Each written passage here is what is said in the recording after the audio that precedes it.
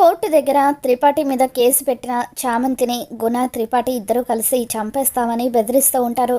ఇక దాంతో ప్రేమ్, ఏయ్, ఇంకొకసారి చామంతిని బెదిరించాలని చూస్తే నీ మీద మరొక్కసారి కేసు పెట్టాల్సి ఉంటుంది.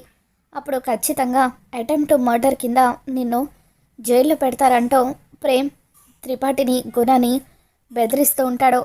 బాలరాజు పోస్ట్ మార్టం జరిగి తీరుతుంది. ఆ రిపోర్ట్లో నువ్వు చేసిన తప్పులన్నీ కూడా బయటపడతాయి.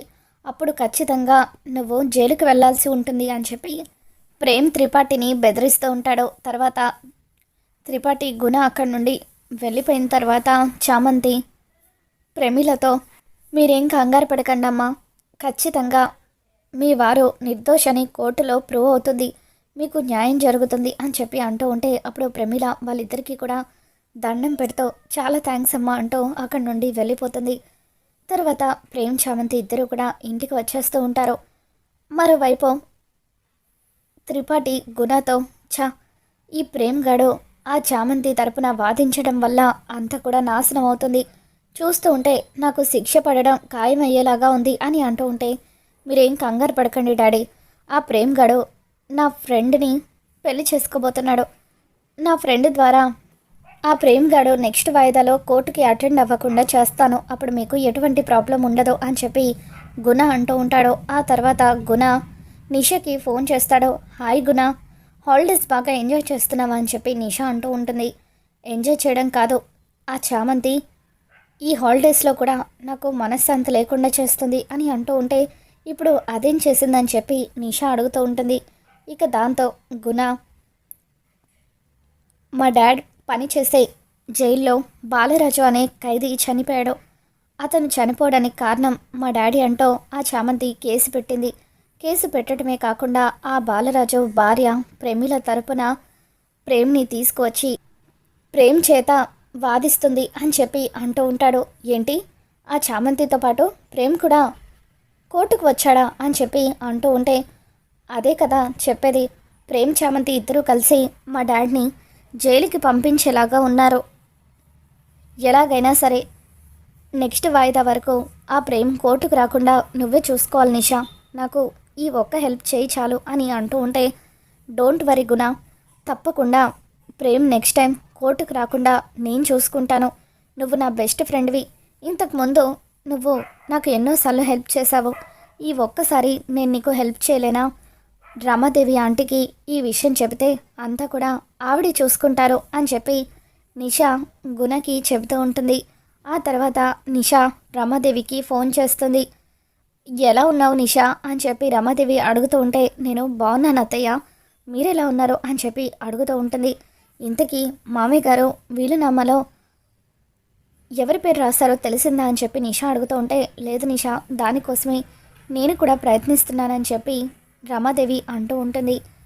మీతో ఒక ముఖ్యమైన విషయం మాట్లాడదామని ఫోన్ చేశాను అత్తయ్య, ప్రేమ్ ఉన్నాడు కదా, చామంతితో కలిసి ఎవరో అలగ జనం కోసం వాదించడానికి కోర్టుకు వెళ్ళాడట, నా ఫ్రెండ్ ద్వారా ఈ విషయం తెలిసింది అని అంటూ ఉంటే, ఏంటి నిషా నువ్వు అనేది, ప్రేమ్ అలగ జనం కోసం వాదించడానికి కోర్టుకు వెళ్ళాడా, అది కూడా ఆ చామంతి తీసుకువెళ్తే, వాడిని ఇంటికి రానివ్వు, వాడి సంగతి చెప్తాను, గతంలో ఎప్పటికీ కేసు వాదించకుండా నేను వాడి దగ్గర మాట తీసుకున్నాను, అటువంటిది నాకు మాట ఇచ్చిన తర్వాత కూడా వాడు ఆ చామంతి కోసం మాట తప్పడం ఏంటి, ఈరోజు దాని సంగతి వాడి సంగతి తేల్చేస్తాను అని చెప్పి రమాదేవి అంటూ ఉంటుంది. ఇక దాంతో సరే అత్తయ్య, ఈ విషయం చెప్దామని ఫోన్ చేశాను, ఆ చామంతి మాయలో పడి ప్రేమ్ ఇటువంటి పనులు చేయకుండా మీరే చూసుకోవాలి అని చెప్పి నిషా అంటూ ఉంటే, యూ డోంట్ వరీ నిషా, నేను చూసుకుంటానంటూ రమాదేవి ఫోన్ పెట్టేస్తుంది.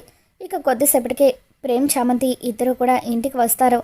ఎక్కడికి వెళ్ళొస్తున్నారే, ఇద్దరు నా కొడుకుని మాయ చేసి నీ చుట్టూ తిప్పుకుంటూ వాడిని కోర్టులో అలాగా జనం కోసం వాదించేలాగా చేస్తున్నావు కదా అని చెప్పి రమాదేవి అంటూ ఉంటుంది.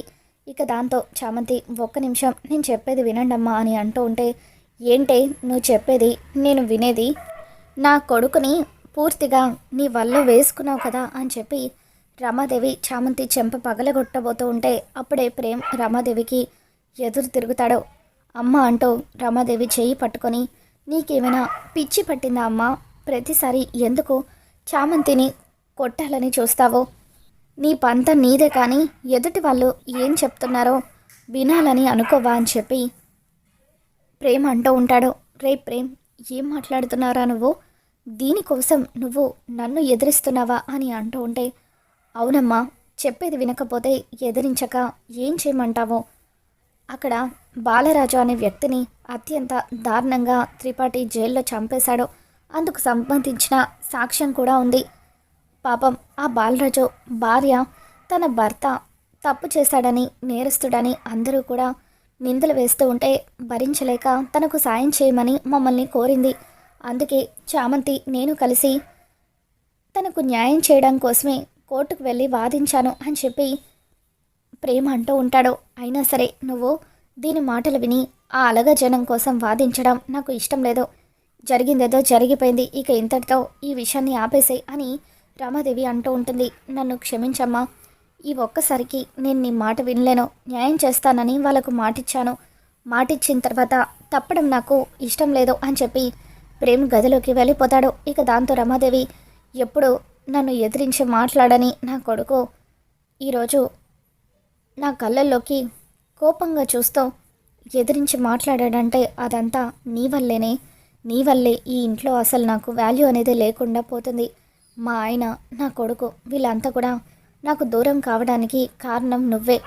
నీ సంగతి చెప్తాను, నిన్ను ఊరికి వదిలిపెట్టను అంటూ రమాదేవి కోపంగా గదిలోకి వెళ్ళిపోతుంది. ఆ తర్వాత చంద్రిక చామంతితో, అమ్మ చామంతి, ఎందుకమ్మా అమ్మగారికి కోపం తెప్పించే పనులు చేస్తావో? అసలు ఆవిడ నీ మీద ఈ మధ్య చాలా కోపంగా ఉంటున్నారు. అటువంటిది ఆవిడికి ఇష్టం లేకుండా ప్రేమ్ బాబుని కేసు వాదించడానికి తీసుకుని వెళ్ళావు. ఇప్పుడు ఏం జరుగుతుందో ఏంటో అని అంటూ ఉంటే, అత్త నువ్వేం కంగారు పడకత్తా, ప్రేమ్ బాబు అలా మాట్లాడతారని నేను కూడా ఊహించలేదు. ఒకవేళ అమ్మగారికి నిజం తెలిసినా కూడా ఒక దెబ్బ కొడతారులే అని ఆ దెబ్బలు తినడానికి కూడా నేను సిద్ధపడి వాళ్ళకి ఎలాగైనా న్యాయం చేయాలనుకున్నాను. పాపం అత్త, ప్రమీల గారు పాపం చిన్న పాపను అలా రోడ్డు మీద తిప్పుతూ న్యాయం చేయమని నన్ను వేడుకోవడంతో నేను కాదనలేకపోయాను. నాతో పాటు ప్రేమ్ బాబు కూడా ఆ రోజు ఉన్నారు. నేను అడగకుండానే ప్రేమ్ బాబు కూడా సాయం చేయడానికి ముందుకు వచ్చారు అని చెప్పి చామంతి, రమాదేవి అమ్మగారి గురించి నువ్వేం ఆలోచించకలే అత్త, నేను కూడా ఏం పట్టించుకోను. అమ్మగారి కోపం రేపైతే తగ్గిపోతుందిలే అని చెప్పి చామంతి చంద్రికతో అంటూ ఉంటే, ఇకప్పుడు చంద్రిక, అయ్యో చామంతి, ఆ రాక్షసి గురించి నీకు ఇంకా పూర్తిగా తెలీదు.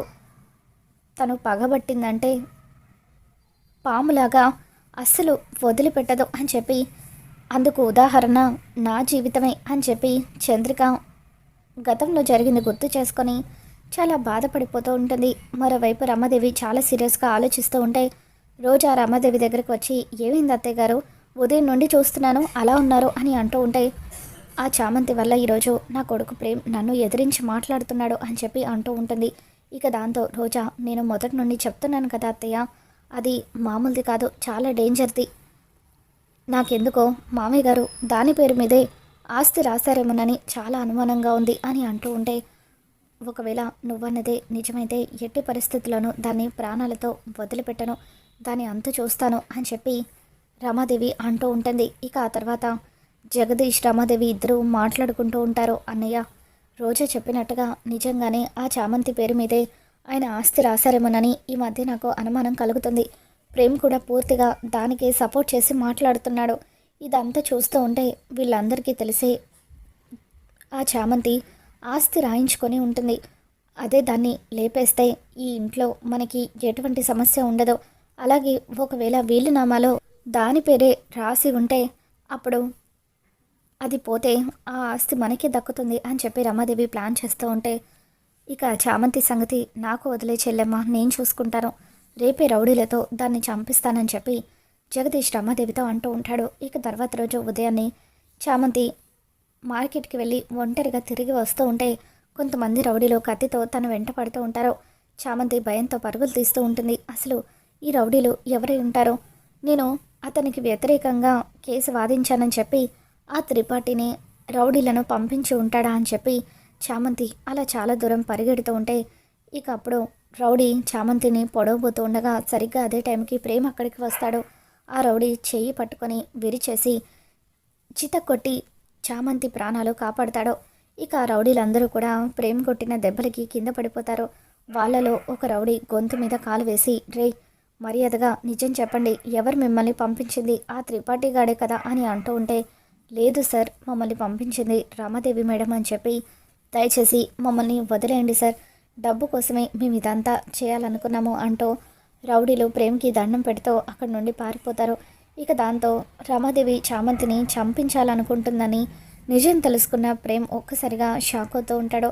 చూసారా బాబు, అమ్మగారు నన్ను చంపించాలని ఎంత పెద్ద ప్లాన్ వేశారో అని చెప్పి చామంతి బాధపడుతూ ఉంటుంది.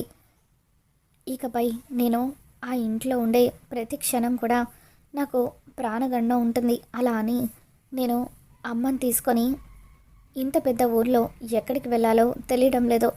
అయ్యగారికి విషయం తెలిస్తే అనవసరంగా అమ్మగారికి అయ్యగారికి మధ్య మనస్పర్ధలు వస్తాయి. ఏం చేయాలో అర్థం కావడం లేదు అని చామంతి బాధపడుతూ ఉంటే, నువ్వేం బాధపడకు చామంతి, రేపటి నుండి నీ మీద ఇంట్లో వాళ్ళ వల్ల ఈగ కూడా వాలకుండా నేను చూసుకుంటాను. నీ బాధ్యత నాది. అలా జరగాలంటే ఇప్పుడే మన పెళ్ళి జరిగిపోవాలి. నువ్వు ఇంటికి చిన్న కోడలివైతే అప్పుడు ఎవరు కూడా నిన్ను టచ్ కూడా చేయలేరు. నువ్వు నా భార్యవు కాబట్టి ఆ ఇంట్లో నీకు అన్ని హక్కులు లభిస్తాయంటూ ప్రేమ్ చామంతిని గుడిలోకి తీసుకుని వెళ్ళి గుడిలో చామంతిని పెళ్లి చేసుకొని ఇంటికి తీసుకొని వస్తూ ఉంటాడు. ఇక ఆ విధంగా ప్రేమ్ రమాదేవిని ఎదిరించి చామంతి మెడలో తాళైతే కట్టేస్తాడు. మరి రాబోతున్న ఎపిసోడ్లో ఏం జరగబోతుందో మళ్ళీ మన ఛానల్కి తెలుసుకుందాం. ఈ వీడియో మీకు నచ్చినట్లయితే తప్పకుండా లైక్ చేయండి.